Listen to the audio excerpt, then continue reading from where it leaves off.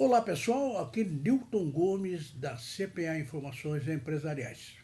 Vamos continuar falando sobre a reforma tributária e neste vídeo nós vamos falar especificamente da PEC 45 ou da proposta de emenda constitucional número 45 que está tramitando lá na Câmara dos Deputados.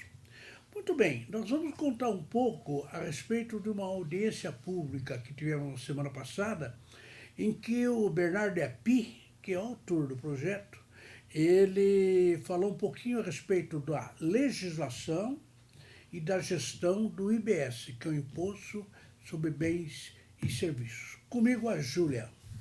Oi pessoal, meu nome é Júlia Gomes. Bom, essa reunião ela foi realizada no último dia 20 de agosto com o Bernardo Api, o economista do CCIF, o Centro de Cidadania Fiscal.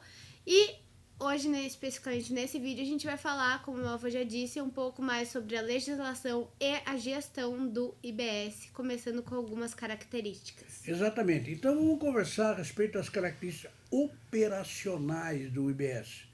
Porque quando você fala em IBS, né, lembrando, o IBS é o IVA brasileiro, né? O IBS, Imposto sobre Bens e Serviços, ele tem que ser operacionalizado. Como é que vai funcionar isso aí? Essa ideia, ela está lançada na PEC 45, aliás, diga-se de passagem, também está lançada lá na PEC 110, que está no Senado. Mas está lançada aqui na PEC 45, né? E, claro, isso vai ter que funcionar de alguma forma. Tem uma estrutura, tem características, né? E aí a Júlia vai me ajudar a gente perceber quais são essas características principais do IBS. Bom, a primeira característica é a emenda constitucional, lei complementar e um único regulamento. Exatamente. Então, para que nós possamos instituir no Brasil um IBS, isto é, um VIBA, é necessário que nós alteremos a Constituição Federal, aquela de 1988, que fez 30 anos no ano passado, né? Nós temos que mudá-la. E, para tanto, para mudar a Constituição, nós temos que fazer uma emenda constitucional. É por isso que o Bernardo Api falou, olha, nós temos que começar com uma emenda constitucional, que é exatamente essa PEC 45, que é uma proposta para emendar, para alterar, para modificar a Constituição. Na sequência, depois que aprovada a emenda constitucional, certamente teremos uma lei complementar. Complementar por quê? Porque complementa o texto da Constituição. Nessa lei complementar, nós começamos a dar mais detalhes a respeito do IBS. E depois nós fazemos um único regulamento.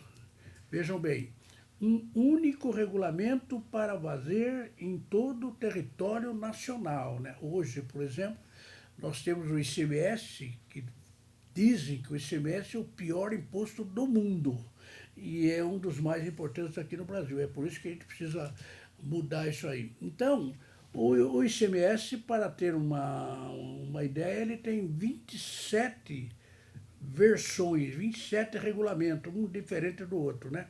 Então a ideia é que haja para o IBS, para o IVA nacional, um único regulamento. Então vamos lá, começamos por uma emenda constitucional, logo depois uma lei complementar e na sequência um único regulamento.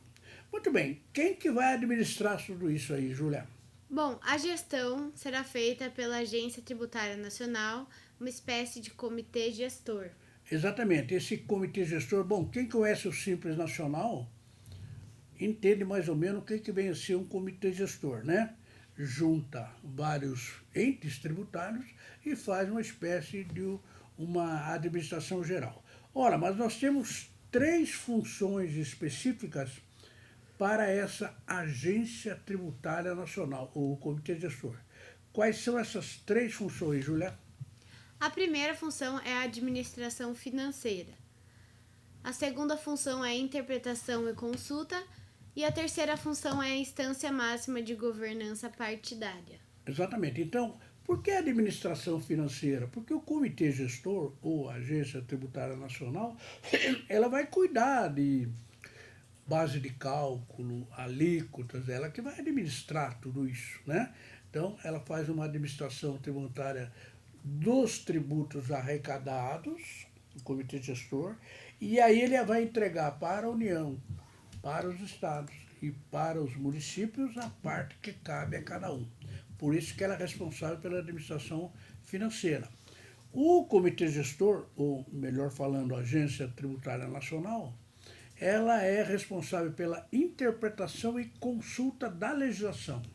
Quer dizer, toda vez que o contribuinte tiver uma dúvida a respeito da lei, se é assim, se é assado, como é que funciona, vai consultar quem? O comitê gestor, né? Essa Agência Tributária Nacional. Este comitê gestor é que fala, não, é isso, a alíquota é essa, o prazo é essa, e assim por diante, né? Então, toda interpretação e consulta também é responsabilidade da Agência Tributária Nacional. E, finalmente, que o comitê gestor é a instância máxima de governança partidária, que une a União, os estados e o município. Vejam bem, governança partidária quer dizer o seguinte, quem é que governa tudo isso, né? Qual é o governo de tudo isso, né? O comitê gestor, essa tal Agência Tributária Nacional. Ela é a instância máxima dessa governança, que é formada por representantes da União, dos estados e do município. Quer dizer, se houver uma dúvida, se houver uma questão, qualquer coisa que exista, quem, em última instância, vai resolver o problema? O comitê gestor, tá? É ele que fala, a última palavra será sempre do comitê gestor, mesmo que haja entendimento diferente dos estados, dos municípios, né? Quem bate o martelo, finalmente, é o comitê gestor. Muito bem. E como vai funcionar a cobrança do IBS e a sua fiscalização, Júlia? Bom, a cobrança e a fiscalização serão coordenadas e uniformizadas entre a União, os estados e os municípios. Vejam como é interessante, né? Vamos recordar, o IBS, ele vai nascer da junção na PEC 45 de 5 tributos, sendo 3 da União, 1 do Estado e 1 dos municípios. Como que é feito a cobrança e a fiscalização hoje? Bom, IPI, PIS e COFINS, quem cobra é a União, quem fiscaliza é a União. Agora, ICMS, quem cobra e quem fiscaliza, cada um dos estados. E quem cobra e fiscaliza o ISS, que é o Imposto Municipal, cada um dos municípios.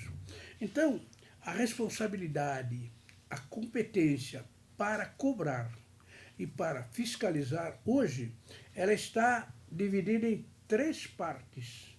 Uma parte fica com a União, outra parte fica com os 27 estados mais o Distrito Federal e, finalmente, outra parte fica com os milhares de municípios. Agora, a gente já imaginou quando juntar tudo isso? A pergunta é o seguinte, quem é que vai fiscalizar o IBS? Quem que vai autuar o contribuinte se ele tiver alguma sonegação, algum problema, tal? Ou, se ele não pagou, quem que vai cobrar? É a União? São os estados ou são os municípios, né? Ora, aqui está dito o seguinte, a cobrança e fiscalização do imposto de bens e serviços, ela será coordenada e uniformizada entre União, estados e municípios. Isso quer dizer que numa reunião, uma grande reunião, nós teremos representantes da União, representantes dos estados, representantes dos municípios. Aí vai falar, olha, nós vamos cobrar assim, assado, com uma guia verde ou amarela, no programa do computador, vamos fazer isso, nós vamos fazer e assim por diante, na cobrança. E a fiscalização, quando tem um contribuinte que não está pagando, está sonegando, está fazendo uma coisa. Quem é que vai fiscalizar isso? A União? Os estados? Os municípios? Não. Será a pessoa que foi encarregada pelo comitê gestor, que tem representantes dos 6, entendeu? Então vejam que essa coordenação e essa uniformização, ela implica necessariamente a participação dos 3 entes, União, Estados e municípios. Muito bem, Mas agora nós temos dois problemas. Primeiro, um contribuinte qualquer, em qualquer lugar, a respeito do IBS, ele tem um problema, ele foi autuado, ele foi multado, e ele precisa se defender, ele vai fazer a sua defesa, né? Ora, se a defesa dele for na administração tributária, então existe um contencioso administrativo, né? Quer dizer, vai ter um tribunal administrativo. Como nós temos hoje o CARF, que é o Tribunal Administrativo da União, né, de Tributos Federais, como nós temos os TITs, Tribunal de Impostos e Taxas, né? Como nós temos, logicamente, em alguns municípios maiores, tem lá um contencioso administrativo. Ora, o IBS, ele terá um contencioso administrativo, que vai valer no país todo, né? Então, qualquer defesa administrativa, vejam bem, eu estou me referindo ao fato de um contribuinte foi autuado, ele foi multado e ele não concorda. Bom, ele vai junto à administração tributária e falar, olha, o seu fiscal do IBS cometeu tal engano, fez isso, eu não soneguei, eu não errei, eu não fiz nada. Então tem um contencioso administrativo do IBS. Agora, se ele falar não, eu não quero me defender num contencioso administrativo, eu quero ir na justiça, eu quero fazer a minha defesa na justiça e não num contencioso administrativo de qualquer lugar. Quem é que esse contribuinte vai procurar, Júlia? Bom, com contencioso administrativo específico para IBS, seria a federação. Muito bem, então vejam bem, se o contencioso é administrativo, ele tem um específico, tem um tribunal administrativo específico. Agora, se o contencioso é judicial, se ele quiser ir na justiça, aí ele tem que ir na justiça federal, né? Por exemplo, no estado de São Paulo, né, nós teríamos um contencioso administrativo para o IBS, né, qualquer município tal. Então, qualquer dúvida que o contribuinte tem, ele vai se valer do contencioso administrativo, que seria um substituto aí do Tribunal de Impostos e Taxas, substituto aí dos tribunais municipais e assim por diante. Agora ele fala, não, eu não quero discutir isso administrativamente, eu quero discutir na Justiça Federal. Aí você tem que ingressar com uma ação na Justiça Federal, não pode se valer do administrativo. Muito bem, gente, então essa é a estrutura geral, a legislação e a gestão do IBS. Essa explicação dessa estrutura geral foi feita, relembrando, pelo Bernard Api, na participação da audiência pública do último dia 20, na PEC 45. Não é mesmo, Juliana? Isso aí. Bom, pessoal, antes de terminar esse vídeo, eu gostaria de lembrar para vocês que o site da CPA é netcpa.com.br. Você encontra a gente nas outras redes sociais pelo @netcpa. Não esquece de se inscrever no nosso canal aqui no YouTube e ativar as notificações para ficarem ligados. Muito obrigada e até a próxima. Muito bem, até a próxima, até o próximo vídeo. Vamos prosseguir na reforma tributária. Obrigado!